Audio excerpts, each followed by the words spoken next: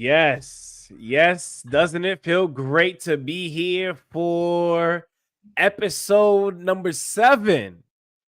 Welcome back to 27 Outs. Good evening, everyone. Welcome to all of our fellow baseball lovers to episode number 7 of 27 Outs. I, of course, am Ivan alongside Stefan, and we're here yet again. It's been a month of us doing this consistently once a week, including one bonus episode thus far, with more to come. But Stefan, please take it away. How are you feeling? I know this is another full week of Major League Baseball, which is what we've been waiting for at this point. But take it away, bro. I'm gonna tell you something. I have some thoughts today that are gonna shock you guys. Like I genuinely think my thoughts today, and then again, it's not anything outlandish. This is just how I'm viewing the spectrum of the sport at this very moment in time. I'll put it to you this way. I don't mean to be ominous to start the show, but we are in some trouble, and the trouble we're in, if we don't get it together soon as an industry, if we don't get it together soon as a collective, if we don't get it together soon as a community, fans included, this is gonna be a very, very long next few seasons. He is absolutely right, and I know exactly what you're referring to, and of course, we will get to it at some point on today's show. But I'm right there with you. I can't wait till we get to that segment. By the way, for those of you who are tuning in right now, if you are not following us on Instagram, make sure you go ahead and follow us at Instagram on at 27 Outs 3C on Instagram, excuse me. And of course, on YouTube, which is the only way to catch the show.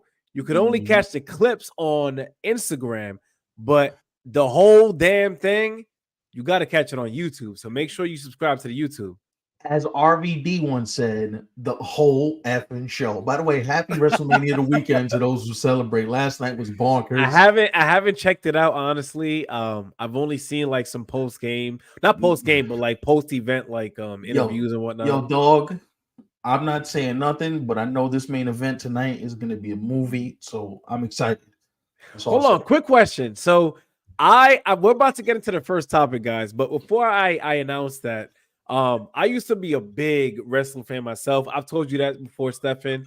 Yeah. I stopped watching it by like the age of like 13, 14-ish around there. Yeah. But how are the pay-per-views now? Is it like a Saturday into Sunday thing? I know back then it was strictly on Sundays. So Mania's gotten so damn big. We're leaving now, I promise, that it's 2 nights. So last night was the tag match that featured The Rock and Roman versus Seth and Cody, which was incredible. And then tonight is the actual main event for the title, as Paul Heyman is on my television screen. Shout out to Paul Heyman.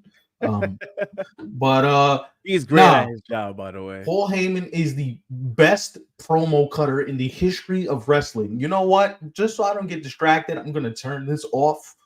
Because I got a feeling I'm going to get distracted at some point. So we're gonna turn WrestleMania off for now. If you have Peacock, go on Peacock and go check that out. Let's start with a little bit of like sad and somber news, man. This didn't even catch any national recognition. I didn't know about it till it was on the MLB transaction page, which I follow religiously, that Steven Strasburg announced his retirement. This is sad, but this is also a sobering reality of where we are as, again, like I said, an industry, a league, a sport, just a sport in general. Thank you. And I think Steven Strasburg is the prime example of the cautionary tales that we're talking about right now. Because we look at a guy like Steven Strasburg and we realize, yo, this guy was different. He was. This guy, when he was on his A game, there was nobody like him in the sport. And the sad part is we didn't even get, I don't believe that we got to see the greatness of Steven Strasburg on full display. I think what we saw was just the tip of the iceberg, and we didn't really get to see what he was. I Now, agree. the sad part is he is the poster child for what we view as what's wrong with the game, right? High velo, high spin rate, but the body just didn't stay healthy. As we look at his postseason highlights from 2019, the body just betrayed him. Like it was one of the saddest things because you look at him and you went, oh my God, if this beast ever stayed, by the way, look at that, that's just disgusting. Yeah. If I this, still remember like how big his debut was. Like oh when my he was God, finally going to make his debut as a look member at of the this Washington beast. Nationals. I still recall that, definitely. And it's just, oh my God. It's just you watch a guy like that and And you it's wonder. unfortunate too, because I agree with you, Stefan. Like he is one of those guys, and you sort of think about this stuff when it comes to any sport, whether it be basketball, football, hockey, soccer, Right. whatever it is that you follow these days. But Steven Strasburg, he falls underneath that category of what if, Yeah, right? he's Because a we had definite. seen some good seasons by him, but we Mhm. also saw a bunch of seasons of Steven Strasburg being hurt, which sort of really causes you to think like, what could he have been had he not dealt with so many injuries? Which is why I'm saying he's the poster child for what we're seeing right now. We're going to get into this in the very next topic, but the crazy thing is, guys, is we start thinking like, yo, damn, like when he was at the top of his apex, them national teams, that staff they had with him, Max Scherzer, Elite, freaking that staff was disgusting, elite. right? And his 2019 postseason was one that I don't think we see again. This guy was he was on autopilot. It's funny you say that, Stefan, because I was looking at some of the comments underneath a post of Steven Strasburg, of course, announcing his retirement.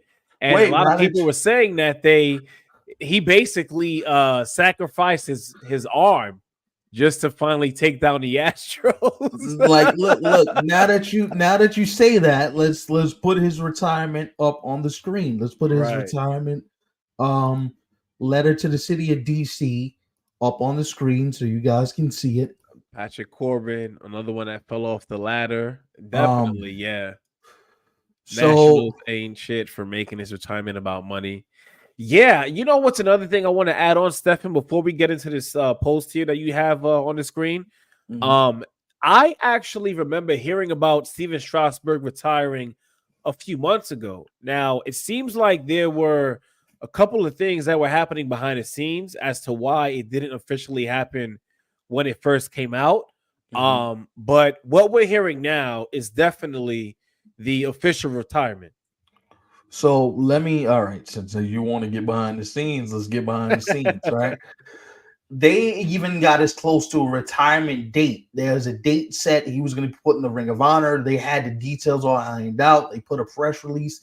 Steven Strasburg's numbers are going to be retired at this time, at this date, on against this team. But the Lerner family, who owns the Nationals, tells Steven, hey, can you reduce some of your money so that it's not a big financial burden to us? And Strauss was like, no. The reason why I'm in the predicament I'm in is because I pitched you guys to World Series. Pay me my bread, please. Right. And the Nationals did the right thing. He's going to be paid all of his money. And there's going to be an official retirement ceremony. Mike Rizzo even said that he's going to be inducted into the Ring of Honor. But it's just it's sad when it becomes a money thing. But Ivan, if you can see that on the screen, can you just give us a brief, I'd say read the first line and then we'll just talk about how the rest of it. Can you see that? Gotcha. Yeah, of course. I got you right now. Today, of course, quoting Steven Strasburg.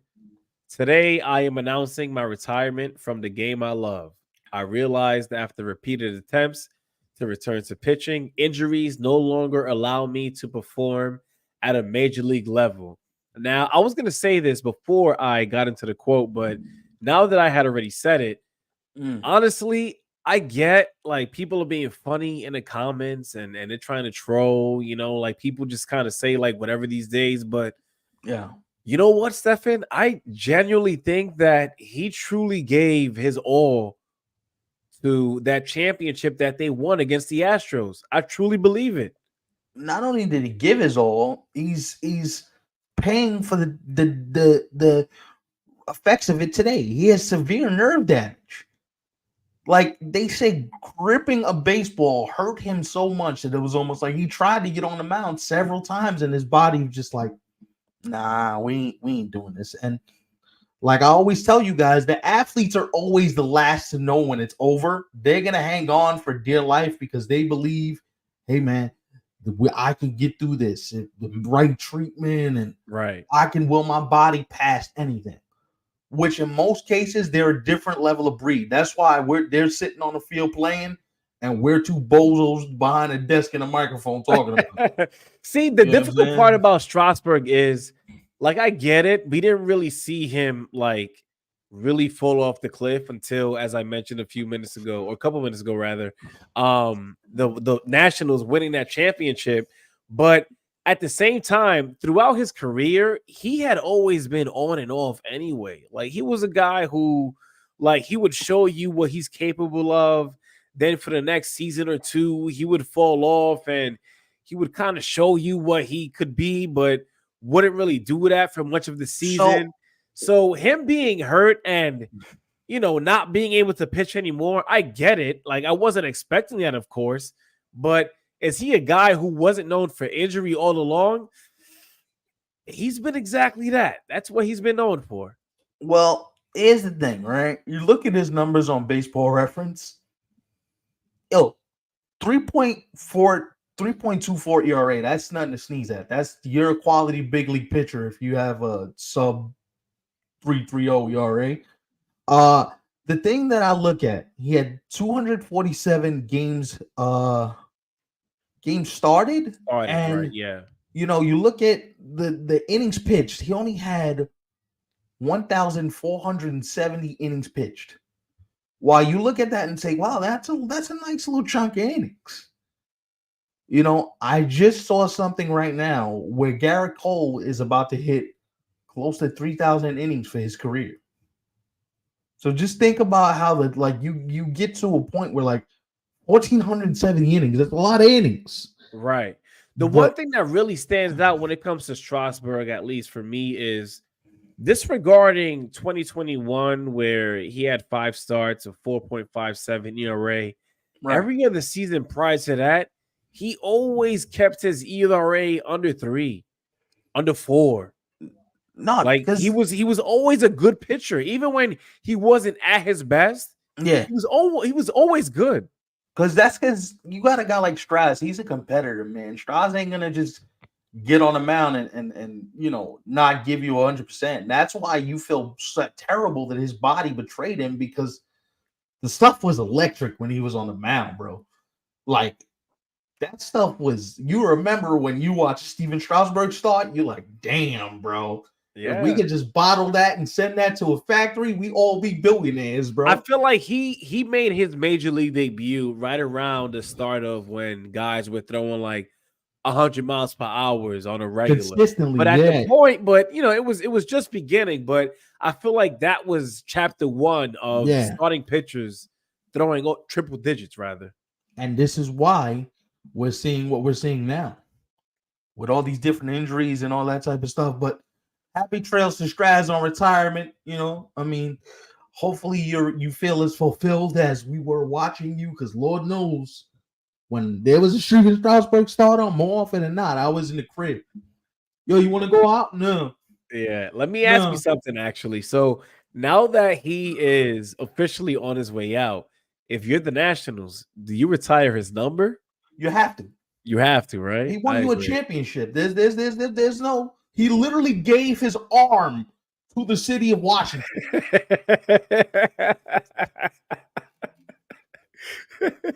His arm needs to be like You know how they have what's that called? Statues of full people. Yeah, of course. There needs to be a statue of Strasner's arm, just in an encased glass. I agree. This is what brought us the championship. This, not his body, not his number, just his right arm. Oh, and and if you remember, he was filthy in that World Series. He was disgusting. He lights was out. Yes, lights and out. Nobody had done that to them yet. I'm like, wait. They're human. They don't hit every pitcher on God's green earth. Right. A pitcher can beat them. This is real. Yeah. By the way, there's another guy who's in the Bronx now who was a part of that World Series team by the name of Juan Soto. I mean, we're not really going to get into the Yankees too much, but just to kind of let you know and remind you that there is a guy who has championship experience. Yes. By the way, he's looking mighty comfortable in the pinstripes, but I'm leaving that alone. All right, on to topic number 2, which relates to everything we just finished talking about. Go ahead. Let's start this, man. Let's read it off and give me your thoughts, and let's do this damn thing. So the Guardians, I mean, they're suffering from not having Shane Bieber for the rest of the season due to Tommy John surgery, which is, I'm going to be honest, like, this is hitting Major League Baseball the same crack hit like the 80s, the 80s, they say, right? And I'm being honest, like, I know I sound funny saying that, but Tommy John surgery is like, I hate to say this, but it's almost like a pitcher's best friend these days. Like, you have to get it. Like, you're missing out if you don't get it. I kind of go the other way. I think it's a pitcher's worst nightmare. I kind of get I kind of hate that this is a thing. I kind of hate that we have to even talk about this when it comes to pitching and health and all this type. Like, I hate it. I really do. And he was having a year. Like, his first 2 starts against Seattle, and I forgot who the second start was again. He was unbelievable. And it comes out yesterday, oh, his arm needs to be repaired. What? That is bonkers. I don't even want to think about the thought. That right there is just, if you're a Guardian fan today, you're sick. If you're a Guardian fan, if you're a fan of great starting pitchers. Also, here's the other thing that sucks, guys. He's a free agent at the end of the year. So the thing that sucks is he may have to settle for a deal in which you're like, damn, you had to take that deal. I know that's rough because you look at a guy like that and you're like, you shouldn't have to settle, bro. He should have been on his way to collecting the world's nice little bag for himself. Because he just found the fastball. He just found his all-speed stuff. It's disgusting what injuries do to an athlete, and I hate it, man. I hate it. It literally, that's the stuff. Cleveland off to a good start truly is devastating. Yeah, big time. Your heart is broken for him just because he was just starting to find the I feel good. There was something in there that you were like, oh, this he's gonna be all right. His arm is finally back healthy because he pitched through pain last year. He was pitching through pain for most of 2022. So to know that this was a thing, as we look at Shane Bieber pitch, this just breaks your heart. It really does. You feel for him. You feel for the city of Cleveland. Because let me tell you something. They got some pitches down there, bro. Tristan McKenzie, this stud right here. You got the kid Busby, who was filthy on the other day. I think it was Friday. He was disgusting in Minnesota. I mean, they got pitches all over the place down there. That's not even funny how good they are. Yeah. And the thing is, I don't even. And here's the thing, that the line that got me this weekend, and this was in The Athletic. This was written, I forgot who wrote it, but he found his his arm finally said his skills finally said yes, but his arm was screaming no as he finally had to shut it down. And you're like, damn, I wonder how much pain you have to be in to pitch through that and say, all right, something's not right. I got to shut this down. Like that must be a different level of agony, not even just physical, but mental agony. No, yo, damn, I was about to get the bag this year, and they shut me down before it was even possible. Right. Like you gotta feel sick for him. You gotta feel sick for him. So thoughts and prayers to him. Get well, Shane Bieber, because that's one thing I want to add on to everything that you just said, Stefan, which is great, by the way. But I feel like nowadays with pitchers, there's really two sides when it comes to Tommy John surgery. Mm-hmm. You have the pitcher where you sort of saw it coming all along, and it was just a matter of time until you heard the announcement that they would undergo Tommy John surgery, excuse me. Mm-hmm. Yep. And then you also had the pitchers where sometimes it happens out of nowhere. Like, as weird as it sounds, like sometimes nothing could be wrong with you. And everyone who loves baseball finds out that you just blew out your elbow, because that's just how the game is sometimes, especially when you're a pitcher. And I know nowadays we see a lot of outfielders undergoing Tommy John surgery. We saw it happen with Bryce Harper and some others. Jason Dominguez, another one who's undergoing Tommy John surgery. But yeah, it's Tommy John surgery, man, it's looking really bad for Major League Baseball. And I would like to see how Major League Baseball is actually going to respond to this, because yeah, we've been seeing it for some years now, but I think we've gotten to a point where it's looking like a pattern, right? And it's starting to happen at a rate where it's a little concerning. It's happening at a rate where it should not be happening all that often. At least I would say. No, and the sad part is that you kind of you look at him and, like, for example, right?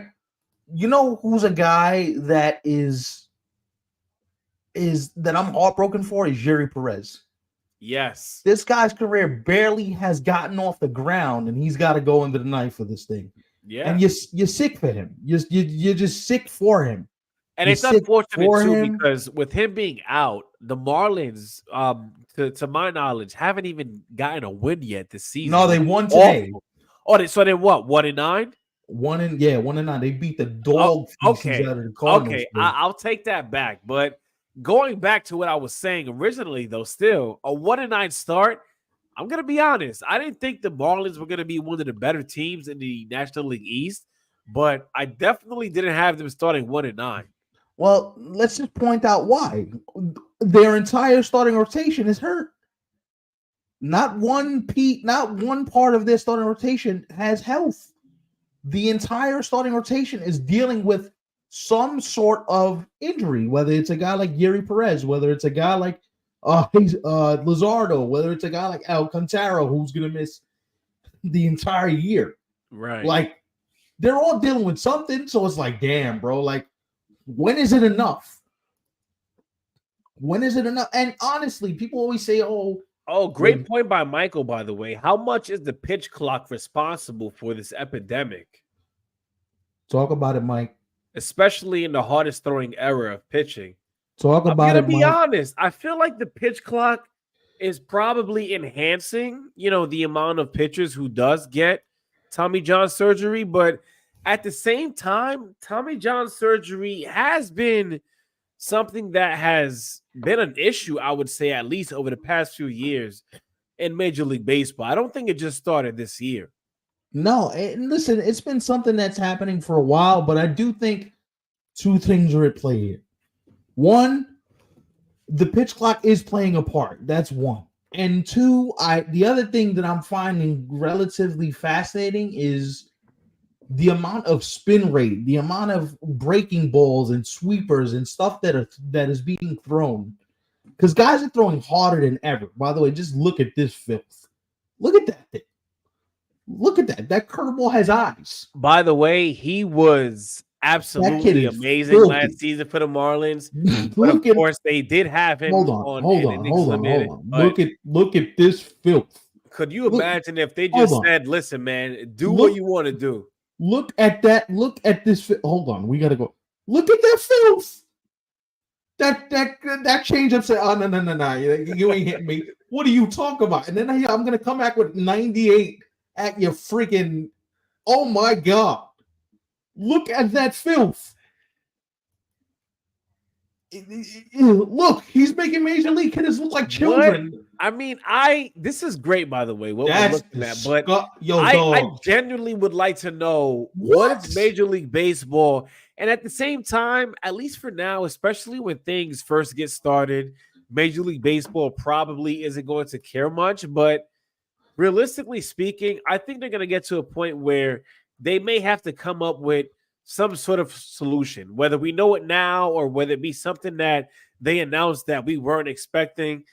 Something is coming because what is happening right now, it's hurting the game. I think so because these guys deserve to pitch at their best for, if not the entire season, most of the season. So it's funny you say that, right? It's funny you say that. There's a statement that was released by the MLBPA. I'm gonna try and find it here on Twitter. Tony Clark released a statement. In fact, yesterday it was actually it's an article in the Athletic. I think I read it. Where he gave some quotes. So while I look that up, no, you make a great point, Ivan. I think the other thing is I don't think there's a perfect answer here. I think we're always going to be searching and trying to find what the perfect answer is. And I feel like the reason why I said that too, Stefan, before you carry on, is I feel like back in the days, it was normal for pitchers to throw over 200 innings, right? It was normal for a guy to throw over 100 pitches in the start, where nowadays, like it's very rare where you see a starter reach the 200 inning limit. Not just that, but it's rare for a pitcher to throw 100 pitches in the game. And I think Major League Baseball, or at least teams, I should say, have responded in a way that they thought would make sense. But even that's not working. No, see, because listen, Major League Baseball wants you to be, they want to make sure that you're getting high. They want to make sure they're getting performance. They'd rather get performance out of a player than get longevity out of a player. Right. Because it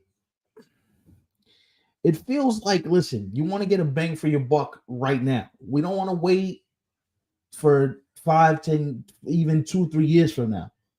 If you notice the development of pitchers, also even hitters at the big league level, has taken a significant step back from where we were about 5-10 years ago.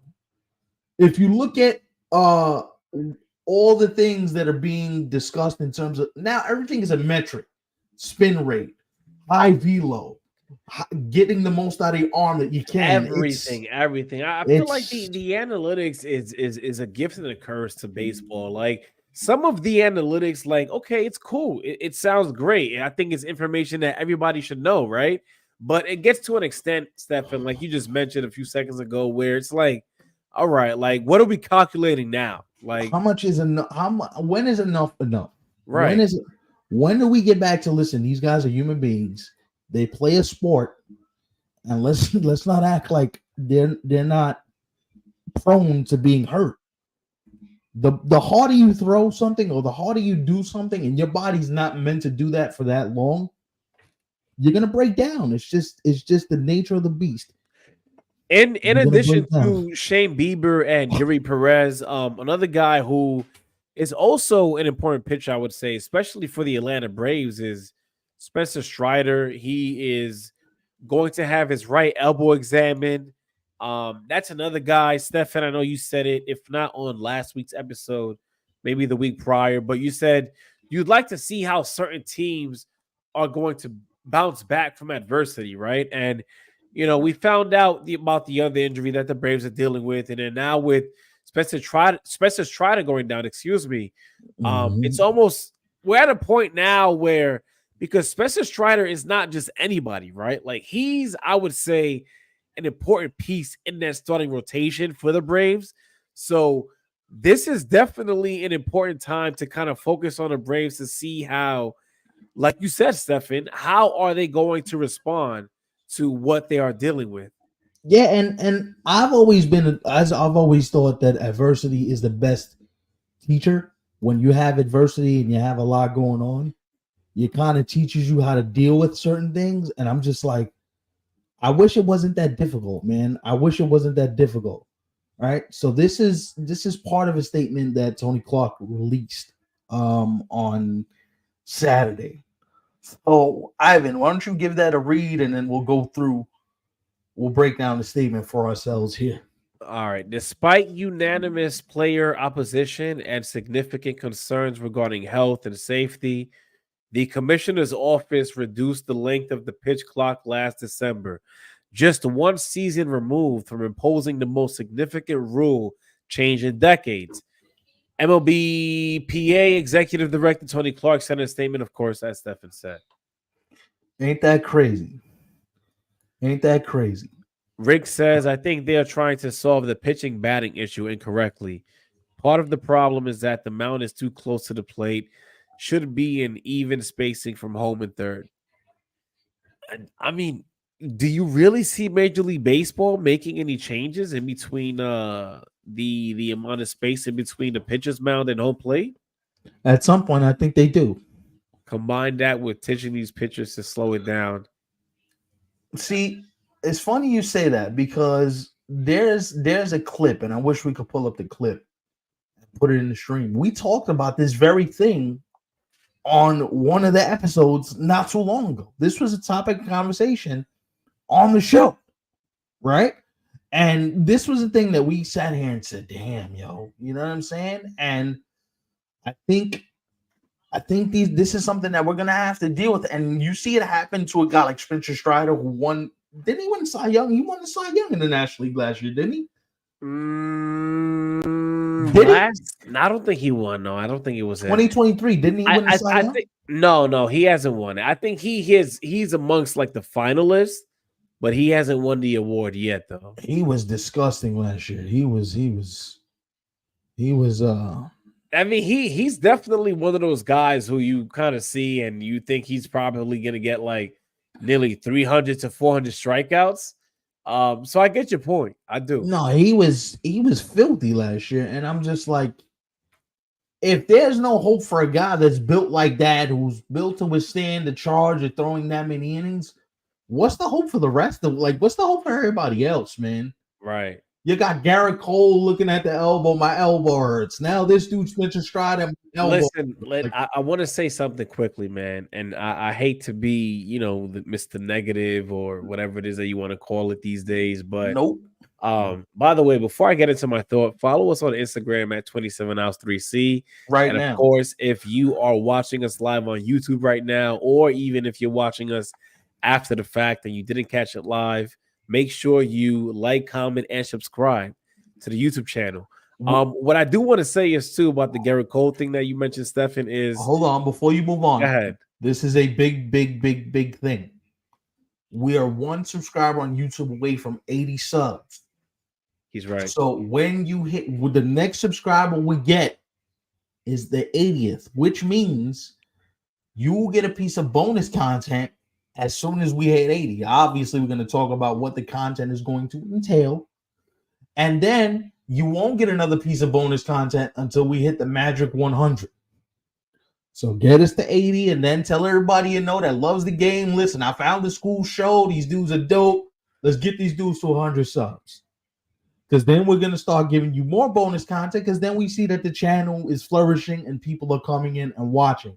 Right. So get us to 80. We'll give you some bonus content. A little short clip, nothing too crazy. You know what I mean? But a little some, And that's a credit to you guys because you guys make the show just as much as we do. Continue, Ivan. I'm sorry. That's true.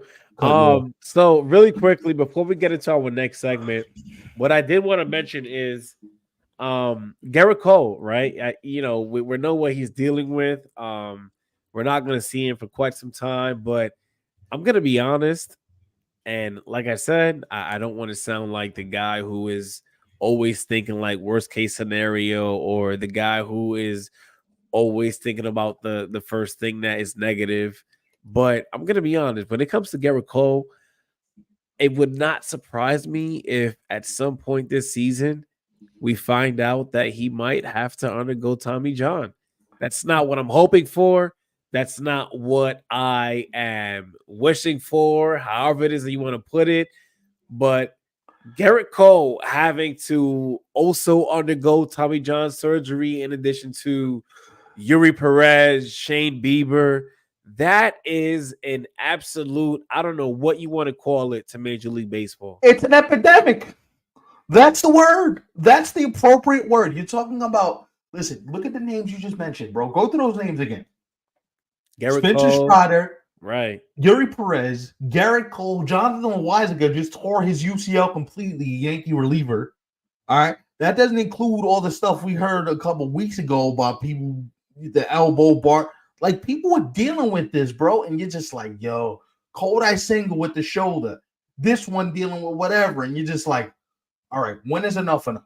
When are we going to see these stars be what they are, which is stars? And I'm going to tell you, this is why I made the ominous statement that I made at the start of this very show, because if we don't get it together, we are in trouble.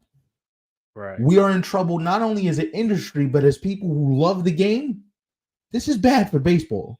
You can't tell me that Rob Manfred's not sitting in his office right now panicking. You can't tell me that, because I believe that he is. I believe that deep down in his soul, he knows, yo, if we don't get it together, because the players are the lifeblood of the sport.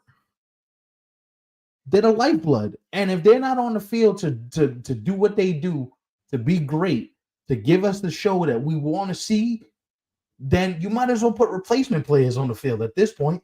Right. And you know, the thing is too, when it comes to the amount of time that players are missing, when it comes to having to undergo Tommy John surgery, excuse me, like, we're not talking about 3 months, 6 months, 9 months. Like, we're talking about a year, sometimes even a year and a half. Like, these guys are gone for a long period of time. You're talking about 12 to 18 months. And that's the average recovery. That's if there is no setbacks and he feels great and he could pick up a ball. Right. You're not saying that if he starts to feel soreness in the ligament, or he doesn't feel great, or there's something that's really bugging him, right? And I wonder if a player is even going to mention anything at this point, because you start realizing, like, should I even mention this? Because I just came back. Like, what if it barks up again and it crops up and you're like, damn, like, I just came back and we're here again. We're in this very that's a great point, Stephen, because we have a couple of guys in the league who have undergone Tommy John, surgery for what, 2 times? Sometimes even 3 times. Sometimes 3rd. To the point where you're at a point where you just might have to retire and never pitch again. That's you know, sometimes, you know, certain guys only get it for, you know, one and done sort of thing. And then you have guys who they get it again and again, and then they're never to be seen. Not. And Spencer Strider had Tommy John surgery in college, I believe. I'm looking it up right now. Look at that. So this is, if that is correct, then this is his 2nd time, which is a problem. A major issue, I would say. And big blow to the Braves, too, because, you know, we saw how well they played in the regular season last year. They definitely fell very short. I think beyond short of, you know, when they got eliminated in the playoffs. But Spencer Strider is a guy who they definitely want to be there every 5th day when it comes to having that guy on the mound. And with this happening to him, hopefully you're, you know, as a Braves fan, but even as a baseball fan, you're hoping for the best. But when it comes to Spencer Strider, I would hate, at least I would say, to hear news such as what happened to Shane Bieber as well as Yuri Perez. So let's go through this here. It says Strider had Tommy John surgery in February 2019 during his sophomore season at Clemson. The severity of the table determined whether Strider needs a second Tommy John surgery or a less invasive internal brace surgery procedure, or can rehab the injury. So he's been here before. Right, and you're just sick for him because you're like, damn, you know what this is gonna feel like.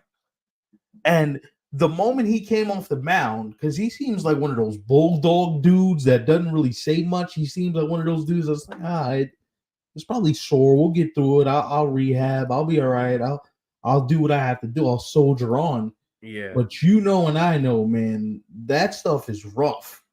You know, you start talking about, damn, I got to go through this again, another 12 to 18 months, hoping that my arm responds the way that it should. Now, what they'll likely do, and I don't want to guess, but I'm guessing they'll probably do the internal brace, which is the new form of Tommy John, which is a faster, less invasive procedure, as we just read on Google. Dr. Mostar, who is the team doctor for the Texas Rangers. Do me a favor, Google team doctor Texas Rangers, just to get his name correct, because we don't want to butcher his name, but he is the guy that invented the internal brace, which is the new modernized version of Tommy John surgery. I know his name is Dr. Meister, but I want to know his first. Keith Meister. Keith Meister. He's the Rangers team physician for the last 21 years. He's 62 years old. You know, I read something in The Athletic where he says he's performed over 200 Tommy John surgeries just in the last year alone. Wow. And he says a lot of it is coming from high school kids that are not even in the big leagues. Like, he's doing this a lot on high school kids. Listen, man, I've said it. I hate to sound right when it comes to, you know, what it is that we're talking about right now, but I said it before. Like, not only is throwing triple digits a big deal at the major league level, we have teenagers. We're talking about 17, 18, 19 years old throwing triple digits. That is a problem. That is not normal. I don't care how you put it. You aren't even fully developed at that point. What are you doing? What is baseball doing to try and combat some of this? Because everything is velo. But how about looking out for the player? Right. Why don't we do that? Why don't we stop the player from hurting himself? You know who the prime example of this is? Jacob deGrom. Oh, yeah. Jacob deGrom is the prime example of a player that we did not tell to stop himself. Right. Because you look at Jacob deGrom and you're like, bro, what? If you had been healthy for the entire length of your career? Oh, forget about it. This guy, they're building this plaque right now. Yeah. Forget it. Like when he's on and you watch him, I mean, I was somebody who definitely watched or enjoyed, rather, I should say, Jacob deGrom. When he was at his best and healthy, he was must-see TV. But again, going back to Stefan's point, deGrom is a guy who definitely missed out on a lot of time, which affects what you could have been. Going back to what we spoke about earlier in today's show with Steven Strasburg and how great he could have been, deGrom is one of those guys, even though he hasn't retired yet, but with the way he gets hurt and the way he hasn't been able to pitch for a full season over the past few seasons, you start to wonder, like, damn, like this guy really could have been one of the greatest pitchers of all time. No, and not only that, it's like the stuff is so tantalizing that Texas was willing to sign him, even though they knew, hold up, his arm could blow out at any time. But guess what? We don't care. Right. We don't care. Because as much as this is not good and it's not good for the industry, and we as industry suffer if his arm is done, he don't care. And I'm like, damn, that's a rough existence, bro. Right. Speaking of Texas and spending money, on to our third topic for today's show. When will the Pittsburgh Pirates start spending in free agency?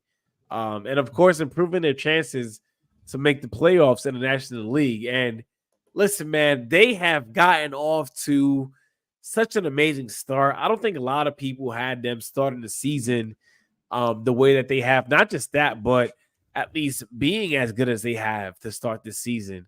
I'm sure a lot of people, including myself, probably had the Cubs, the Brewers, and possibly even the Cardinals finally like getting things right for themselves to be ahead of the Pirates, but no. The Pittsburgh Pirates remain above all of those teams that I just mentioned. And I mean, when are they finally going to take notes and spend some serious money? Because I was actually looking back at some of the biggest contracts that they have offered certain players, throughout the franchise's years of being in existence. But I think the biggest contract, to my knowledge, that they have offered is that extension that they gave to Brian Reynolds. Now, I could be wrong. Correct me if I'm wrong, but I believe that is the most that the Pittsburgh Pirates have been willing to spend. So, no, you're not wrong. But let me just add in a layer of craziness on top of what you just said. You just talked about extensions. You want to know what their biggest free agent sign is? Russell Martin, 2 years, $17 million. Oh, hell no. That's ridiculous. And I'm not talking about extensions. I'm talking about free agency. Your biggest contract you handed out was 2 years at $17 million. What? I mean, what are we real? Like, living in like 30 to 50 years ago? Good Lord Almighty! And yeah, you look at the owner, Bob Nutting. Yes, that's his name. Bob Nutting is the name of the owner of the Pittsburgh Pirates. And you're like, yo, dude, what are we doing? Like, you got Brian Hayes under contract. You got Brian Reynolds under contract. At some point, O'Neal Cruz is gonna want his bag. Who's the other? Paul Skeens. If he is who we think he's going to be, he's gonna want his bag. Now, they did lock up Mitch Keller to a 5-year, $77 million contract before the start of the season, but those extensions in Pittsburgh are few and far between. So at some point, if this continues to go where we think it's going to go, with guys like Brian Hayes, as I mentioned, with guys like O'Neal Cruz, with leaders like Roddy Tellez and Touch on the team and all these guys, at some point you got to back up the bridge truck. Like the closer, David Bednar, Pittsburgh native. Like, yo, what we doing? Right. What we doing? Like that's a good point that you brought those players up, Stephen, because I'm going to be honest. If the Pittsburgh Pirates don't finally wake up and spend on the guys that you just mentioned, then what are you really doing here? Because at this point, like, you're just trying to exist and no longer be relevant, if that's the case. By the way, that ballpark in the summertime is just beautiful. That's beautiful. Can you imagine PNC jumping in the summertime with the overlooking the bridge and the whole city of Pittsburgh? I remember. Listen, man, I remember the days when they had the outfield of Andrew McCutchen, Starling Marte, Polanco, Starling Marte. Yes, like that's the last Garrett Cole. Yes, yes. Time I remember the Pittsburgh Pirates actually being, Russell Martin. Yes, Russell Martin. I remember that being the team. And listen, man, we're talking about that, but that was a long time ago. By the way, we were to say, but that was a very long time ago. Listen, we were doing the show at WKRB back then. Exactly. Remember we got upset because they won like 98 games and they were the wild card. And that's how long it's been since the Pirates have spent some decent money. Not serious money, but some money at least.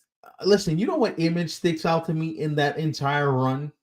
Was Johnny Cueto just getting absolutely rattled on the mound at PNC because they were yelling, Cueto, Cueto, and he drops the ball and the place just erupts, and I'm like, oh my God. Right. Oh my God. Listen, I think if they would have run that game, people would have jumped in the river. People would have went over the Clemente Bridge, they would have jumped in the river, and they would have started swimming.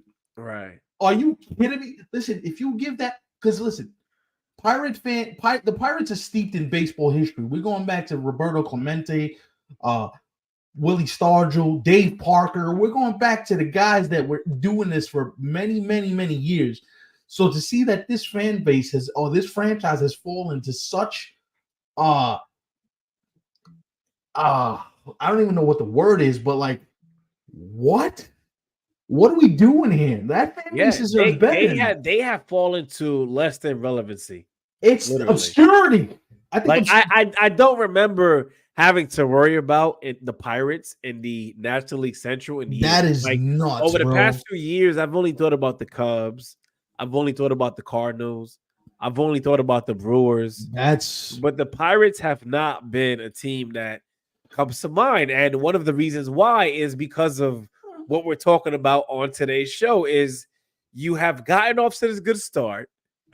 Now it is time to invest in what it is that you have in front of you. Now you got to. As the sport goes, you can't just go on with what you call up.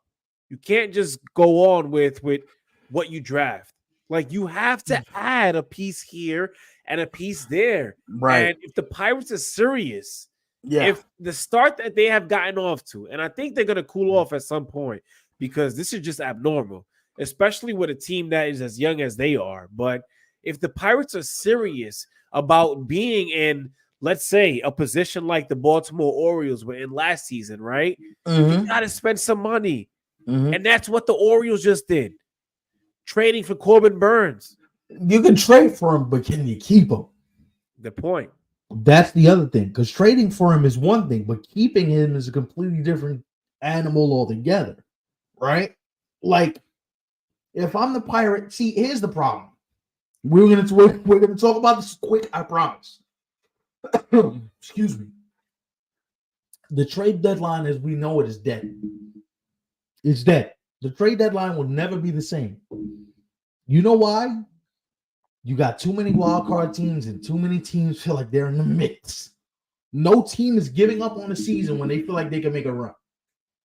Unless you're the White Sox, who are completely done because Luis Robert pulled his entire leg from his body. By the way, did you see the Ozzie Guillen quote on the post-game show? Yeah. You can't pull fat. Did you see that? He said you can't pull fat. Like, damn, way to go. Call your own guy out of shape on the White Sox post-game show. Right. You can't pull fat. I literally sat there and was like, Ozzie. Way to give your player low self-esteem. Holy cat! Like, I appreciate the honesty, but good Lord, I know Jerry Weinzoff is probably like, yo, dog. What are we doing? We talked about it already, Stefan, and you know, I don't want to always go back to things that we have already mentioned on the show, but guys, a lot of things that we mentioned on the show are going to be things that you'll probably eventually see at some point later in the year or in the near future. But yes, to add on to what Stefan was just saying, the Chicago White Sox just don't know what the hell they're doing, and they just need to get rid of everyone that they have on that goddamn roster right now. And this is why I was a proponent of, I was yelling from the rooftops as early as last season, trade Luis Robert. Why? Exhibit A, ding, ding, ding, ding, ding. Now you can't trade him. Now you're stuck with whatever you got. Right. If you're a White Sox fan, oh my God. First of all, you lose Jason Benetti, who's a national treasure, who was their play-by-play guy. So shout out to Jason Benetti. Now you trade Dylan Cease for a bag of balls, and your centerpiece who you want to build around is going to be down for the next 2 months. Right. Good Lord Almighty, how does it feel to be a White Sox fan right now? Yeah, I think I mean I could be getting ahead of myself when I say this, but I think when it comes to the White Sox, I think it began for them in terms of not really knowing what they want to do and sort of kind of moving on from what they have happening right now. When they traded or got rid of Jose Abreu, I should say rather, and then of course Tim Anderson going to the Marlins, even though he was sort of on the downfall already, but he had a couple of good years as a member of the White Sox. I think when those guys had moved on, I kind of feel like, and then Dylan Cease, as you mentioned as well, who I think is probably the most important piece, I should say rather, and the guys that I just mentioned. But I kind of feel like they are already preparing for what's next. I think they know. I disagree with you. And here's why I disagree with you. Because if you're preparing for what's next, you would have made the necessary steps to let everyone know, yo, we're open for business. They have not done that yet. Like the moment Luis Robert had the year he had last year, knowing this guy is gonna remember when he got hurt at the home run derby? Yeah. This guy got hurt at the home run derby, people. Right then and there, I'd have been like, yeah, trade. Who wants him? You got to get out while the getting's good because you don't know if you're gonna be able to recoup the value. Right. And this is why right now, if you're the Pirates, we're gonna go back to this. See, we transition on this show. We professionals at this thing. If you're the Pirates, for me, Ivan, they got a 3-year window. Not even 3 years. You got a 2.5-year window. O'Neal Cruz is gonna get more expensive. Mitch Keller's gonna get more expensive. Mitch Keller, listen, he signed an extension. That's all well and good. I get it. But that extension is going to get more and more cheap as he continues to pitch through it. Right. Paul Skeens is going to get more expensive. Key Brian Hayes, he signed an 8-year deal, but he at some point you got to think maybe he even asked for a trade depending on how things continue to shake out. Like Right. Ben Cherington, Bob Nutting, that whole front office, they have to figure out what they're going to do. Like this cannot be, oh no, we have these players for now, and we'll just see where it leads us. No, you can't see where it leads us because you can always be the White Sox. You can always be the Toronto Blue Jays, who we spoke about last weekend. By the way, Vladdy Guerrero, way to celebrate when you're down 6 runs after you hit a meaningless home run. Way to celebrate there, Vladdy. Can you tell? Can you tell I'm in a mood? Can you tell? Right. Also too. Before you carry on, Stefan, just a reminder, make sure you follow us on Instagram at 27outs3C. And of course, the only way to watch right now, which is live via YouTube, make sure you subscribe to the YouTube channel.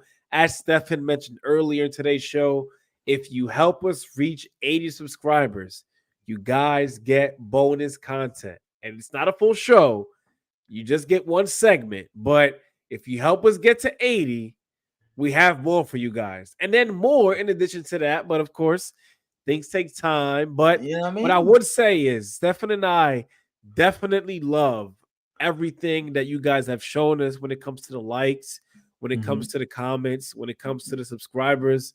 You guys have really shown support to an extent that Stefan just, and I as well, I should say, rather, Stefan and I just didn't see happening this early on. So shout out to all of you guys. Thank y'all, man. Y'all the stars of the show. We appreciate you guys just sitting there with us, rocking with us. Because listen, this is the way I look at it. This is me talking to my brother about something we would do if we wasn't on these microphones anyway. Like what you guys, the funny thing is, like, I look at this as like a phone call. The only difference is I'm seeing his face because this is the shit we would do on the phone, having convo, and you're just included now. You know what I mean? You're just included, but this is what we do. He's right when he mentions the phone call thing, man. Because Stefan and I, we get on the phone. We're on the phone for like 40 plus minutes. Like we're at it. We're checking up on each other. We're talking about baseball. We're talking about the show. We're talking about basketball. We're talking about sneakers. We talk about everything. You know what I mean? Like we literally called. Like he called me when you called me. I called you when Friday. Yeah, I called him Friday. We just literally sat there for like 30 minutes and talked about the Kendrick Lamar, J. Cole back and forth. And I'm like, did we just have a 30-minute conversation about some bullshit? That's right, bro. That's right. And I wouldn't want it any other way, to be honest. Crazy. I love how we communicate. A Stefan phone call makes an hour fly by like nothing else. Yo, Mike, I'm glad I'm not the only one, bro. I swear. And I don't say that in a bad way, because if it ends up being that long, I just know that I'm talking about more that I would like to talk about, but in a good way, Yeah. So, Stefan, man, a phone call with you, bro, is always the best thing. It's speaking of things, like we went from one disc rental owner. We're gonna end the show on this note. God Almighty, can somebody check on Oakland A's fans, please? Please, for us. What the hell is even happening over there with the Oakland A's? Like, how are they still a franchise? How do they still have a stadium? How do they just do everything? So here's what I'm gonna tell you, right? Like, so they're moving to Sacramento. Okay, you're moving to Sacramento. You're moving to Sacramento, and you don't have a guarantee that the thing in Vegas is even going to be built. Great point. And you're moving into a minor league ballpark that only holds 14,000 event now. You barely get 3,000 in the place you in now, so 14,000 might be a nice scale down. But I mean, my lord, what are we doing here? And by the way, you go from the seventh biggest television market in the Bay Area. You know what Vegas is on the television market scale in the United States? What is it? 40th. Wow. So you go from Sacramento, I believe, is 20th. You go from Sacramento, where you're going to have a lot more reach than you would in Vegas. You're going to a place where it's now 40th. Are you kidding me with this? And I'm sorry, this is not the NFL. You're not printing money. Yes, you're in bed with all these gambling companies, and we talked about that before, but you're not printing money. And then John Fisher, I want to get the payroll up to $150 to $170 million. John Fisher, the moment you spend that kind of money is the moment the world's ending. Shit, we're having a solar eclipse tomorrow, so it might be happening already.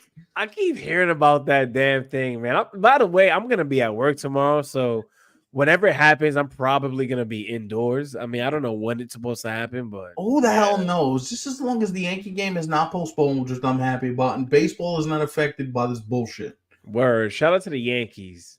I'm at the point where, like, yo, bro, we got to get special glasses. What the hell is this shit? Like, these are the moments. Moving into that stadium is ridiculous. It's ridiculous. I agree. Mike, say it louder for the people in the back, please. Make Ray sure they heard you. I have no idea what they are doing, bro. You know what? I got a comment for you, Ray. Neither do they. Neither do they. Yeah, that is so funny. I'm sorry, but like Rob Manfred is.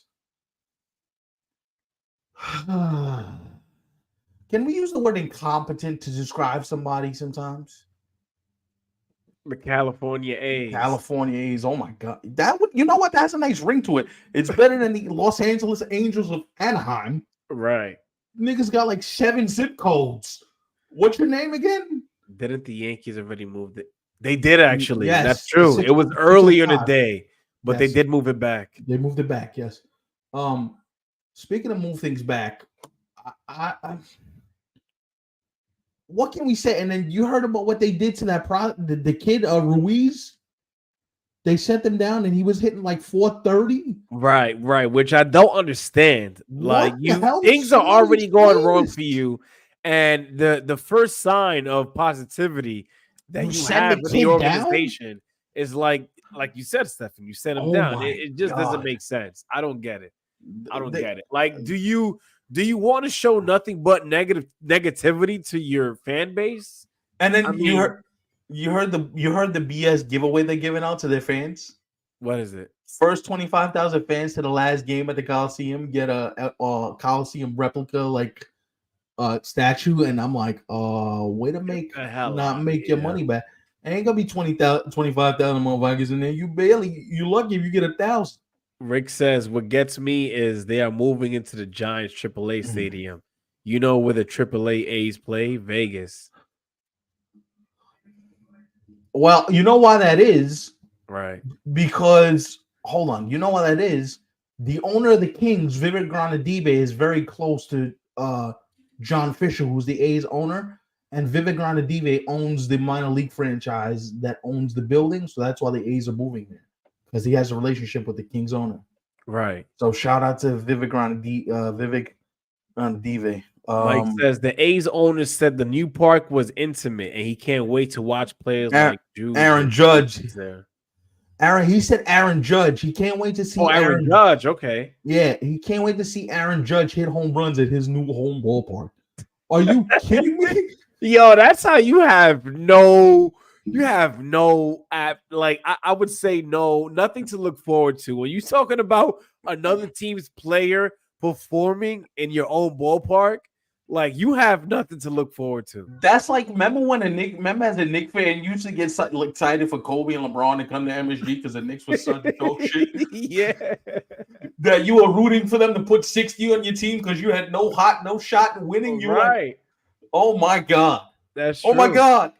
That's true. Oh my Could God. you imagine? And by the way, I don't want to speak this into existence, but could you imagine a point where the A's, 2027 comes up and that new ballpark isn't quite ready yet, and they're kind of like, what do we do next? Could you imagine not just that, but maybe them? Wait, is that new ballpark in the works already, or is it too early for that? Here's the funny part. I was gonna say a little more, but I need to know that. Here's the funny part.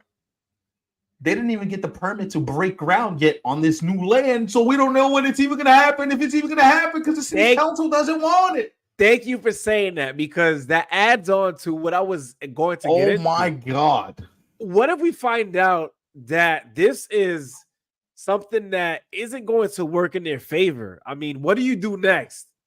Because honestly, I feel like the A's are in a tough position where, like, I get it, you want to move.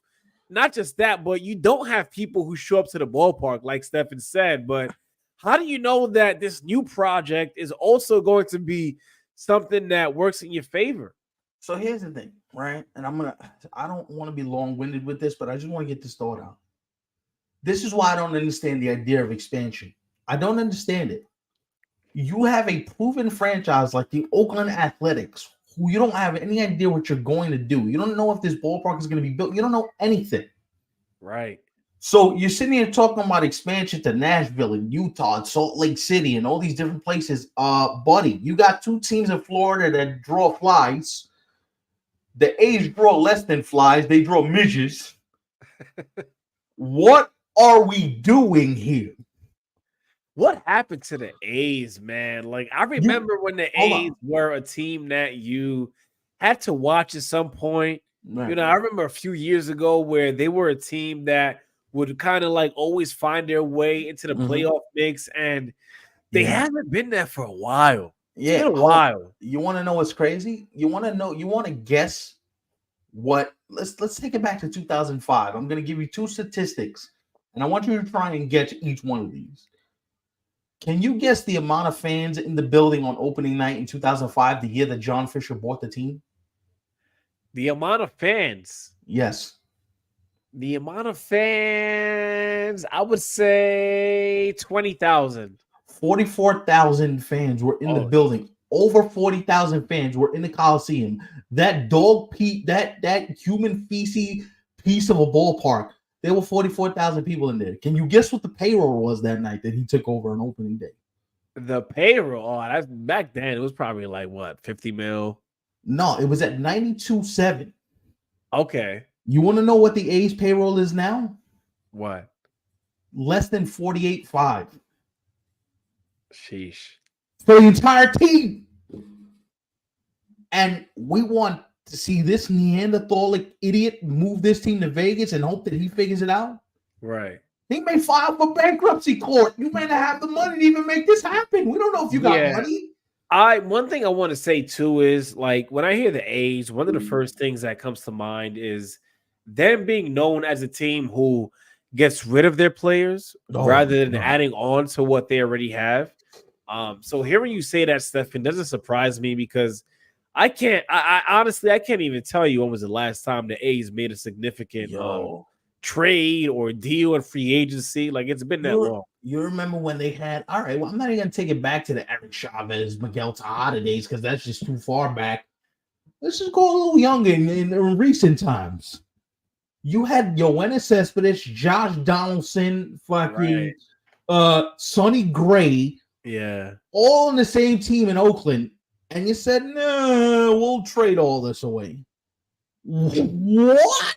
Right. Even a guy like Coco Crisp, I think at the time, Coco Crisp left to offer. Yo, that's crazy. Before he got shipped to Boston, remember Coco? Yo, crazy. I don't know, man, because even going a little further back too, like I remember when they had guys, I think, like Barry Zito. They had a starting Terrence Long, right? Yes, they had a starting rotation where Mark Tim Mulder, Hudson, Mark Mulder. Yes, they had Barry a starting Zito. rotation. Yeah, like it was. They were so good to a point where like they were one of those teams that you had to watch, and it was for a particular reason. Ricardo Rincon was the closer. Remember the lefty that threw like a submarine? Yo, dog. If y'all don't think we watch baseball out here, Eric Burns was the center fielder of those teams when he was young. Right. Remember Eric Burns? Yeah. Playing with his hair on fire. Right. Eric Burns would dive for a ball even if he had no shot at getting it just to see himself leave the ground. It was the most beautiful thing in the world. Yeah. Shout out to Eric. If you're an A's fan, you're sick. Stefan and I, we feel for you guys. We are going to talk about the A's some more throughout the season. Because as you know, on 27 Outs, we talk about every single damn team there is, except for the only team that we will not be covering under any circumstances this entire season is the Colorado Rockies. I refuse to watch anything related to the Colorado Rockies. If I have to watch the Colorado Rockies, but I'm better putting myself in a torture chamber. I cannot do it. I cannot watch the Colorado Rockies. The Rockies. I don't know, man. I cannot do it. I somebody help. Yeah, I kind of feel like they over the past like 10 to 15 years, I feel like they always kind of wait for like a shortstop to come up. The last guy was Trevor Story, who's now with the Red Sox. Troy Tulowitzki, who no longer has a job in Major League Baseball. But prior to that, it was Matt Holliday, maybe Todd Helton. But by the way, like they wait for like this one guy to kind of be the person that helps them make him back to the map of relevancy, and they take. By the way, how'd you go from? Wait a minute, I just want to know this. I promise we're leaving now. How'd you go from Cargo, Tulo, Todd Helton, fucking the squad they had in Colorado? Yeah, this team is barely watchable, bro. They're barely watchable. Like, I like Brendan Rodgers, he's a nice player. Don't forget, they also had DJ LeMahieu before the Yankees got him. And you just let that animal walk out of your door? Charlie Blackmon is another. Oh my God! I don't know what man. The Rockies. Oh my God! What do we do? Figure it out. You remember when they had? Yeah, I remember when they had Larry Walker, young Octavio Dotel. Say what you want about the A's, they have a better record. Oh, come on! Come on, stop that! Stop that! Come back a month from now. By the way, speaking of former Rockies that hurt, Trevor Story looks like he's done for the season, guys. Tough blow for the Red Sox. I feel like ever since the Red Sox acquired him, he has never been that same guy. So there was a stat today. He's played in his time with the Red Sox. He's played 145 regular season games. He spent 60% of his time in the Red Sox uniform on the injured list. That's incredible. And they were just talking about how valuable his defense is, how good of a player he's turning out to be, and his body just betrayed him. Like they said, dislocated shoulder, and the first thing I thought of is, I've been there. Julius Randle holding his shoulder on the baseline.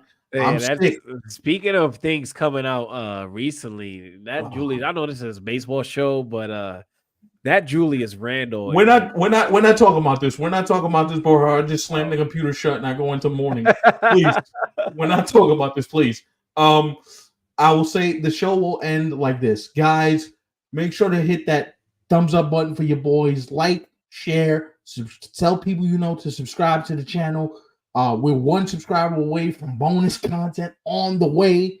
So shout out to you guys. Also,